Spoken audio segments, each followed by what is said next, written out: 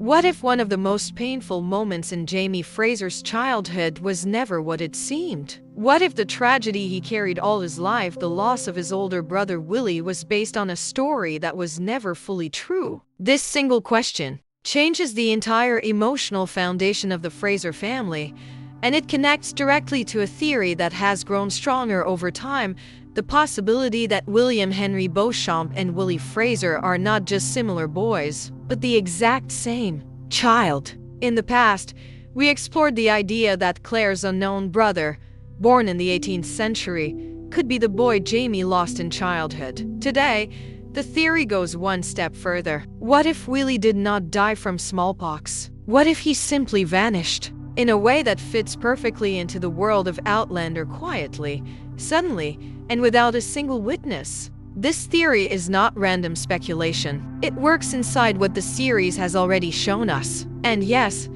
it comes with the risk of touching the future of Outlander's final season. If you prefer complete surprise, this is your moment to step away. But if the idea fascinates you, and if you want to see how far the story can stretch without breaking the logic of the show, then stay. We will explore Willie's death through 3 powerful lenses: what the canon says, what history allows, and how Outlander treats people who are believed dead but are actually lost in time.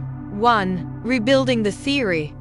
Who was Willie Fraser? Jamie's biography has always included an older brother, William Fraser, firstborn of Ellen and Brian, heir to Lallybroch, taken by smallpox while still a child. The grief from losing him shapes the entire family. Ellen later dies in childbirth, the baby Robert dies as well, and Jamie grows up carrying memories that are both heavy and incomplete. The series recently brought this past back into focus. Jamie mentions Robert by name in Season 7, showing that these losses never faded. They still live inside him. But on the Beauchamp side, a completely different story appears. A young Julia and Henry survive a car crash, survive a river, reach Craignaw-Dun, and unknowingly cross through time. Julia is pregnant and gives birth to a boy, William Henry Beauchamp, clearly presented as Claire's brother. Both timelines show a boy whose life is touched by tragedy, secrecy,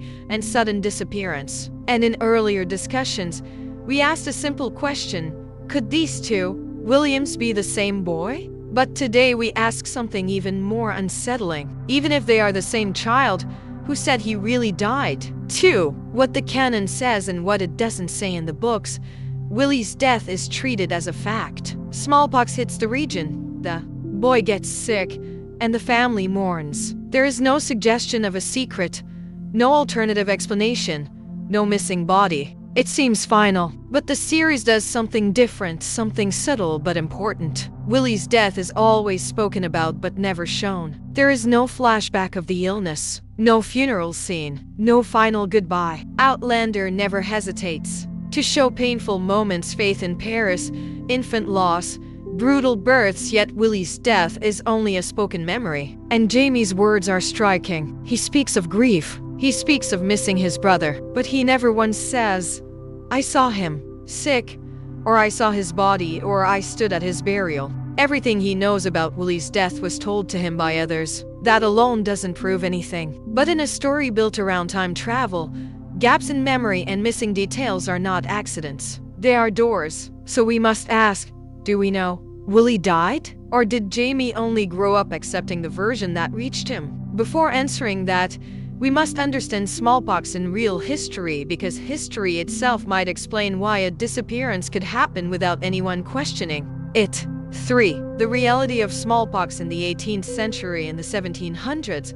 Smallpox was one of the most common causes of child death in Britain. When it struck a home, families would isolate the sick, burn clothes and sheets, and avoid the contaminated room. Large houses or villages would shut their doors. People feared the disease so deeply that no one questioned a household that suddenly closed itself off. Medical help was limited. Most children were treated at home, cared for by parents or neighbors, with no hospitals nearby. Variolation, a risky early attempt at prevention, existed but was not widely trusted, especially in rural Scotland. The true vaccine did not appear until decades later. This means one thing: A child disappearing inside a quarantined house would not be unusual. If the family said he died of smallpox, no one would demand to see the body. No one would enter the room. Fear itself kept people back. Smallpox could easily hide secrets. In a world with no record keeping, no medical certificates, and no external witnesses,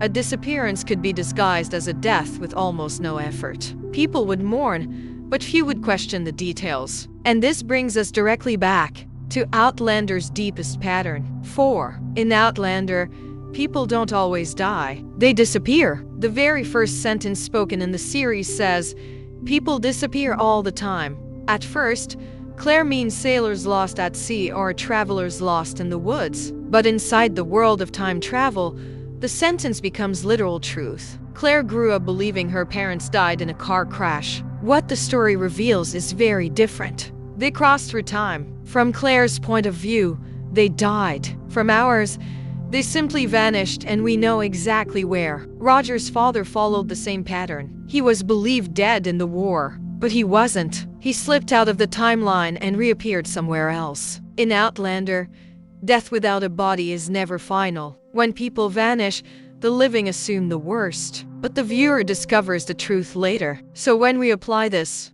idea to Willie, the tone of the question changes. If his death was only reported, never shown, if Jamie never witnessed anything, if smallpox created the perfect smokescreen, then we must ask, why has no one considered that Willie might have disappeared? And if the boy was born with time-traveling lineage, Julie's son, Henry's son, would it be surprising if the stones were part of his fate? Now the theory becomes bold. 5. What if Willie did not die, he traveled? Imagine the situation inside Lallybroch. A child falls ill. The family fears smallpox. The house becomes closed. People panic. And in that terrifying moment, someone close to the child decides to try the one thing that might save him: take him to the stones. This would not be impossible. Brianna and Roger did the same when they feared Mandy would die without modern medicine. Desperation makes people brave or reckless. There is another possibility. What if Willie did not have smallpox at all? What if the illness was only the story used to cover his disappearance? No one in the 18th century would doubt such a claim. It was the perfect explanation, final, unquestionable, and safe from outsiders. There is also the emotional possibility. If someone learned or suspected that the boy belonged to another time, they might try to return him to his parents. The stones would be the only doorway. Every path leads to the same conclusion. In Outlander, disappearance always hides a deeper truth. And if Willie vanished, Jamie's grief remains real. His memory remains real, but the story behind it is much bigger than he ever knew. 6. Could the show make this canon? Even in a world of time travel, rewriting Willie's fate comes with challenges. Someone in the Fraser family would have had to take him to the stones. Someone carried this secret for life. And the series would need at least one important flashback to explain it. But smallpox makes everything easier. A house in isolation. Fear keeping everyone away. No witnesses. No records. No burial required. A perfect smokescreen. If the writers chose this path, it could deepen the emotional bond between Jamie and Claire without erasing Jamie's grief. The trauma remains, the loss remains, but the truth underneath becomes richer. The brother Jamie mourned and the brother Claire never knew might have always been the same person. 7. The final question. So now the question returns to you. Does it make sense that William Henry Beauchamp and Willie Fraser could be one child? Do you believe Willie truly died of smallpox? Or is he another one of Outlander's missing travelers, lost not to death but to time? These possibilities stretch the story to its limits, yet they fit perfectly inside the world the series built. And as Outlander approaches its final chapter, these unanswered threads grow more important. Thank you for exploring this theory. The story of William, smallpox, and the mysteries of time is not over yet.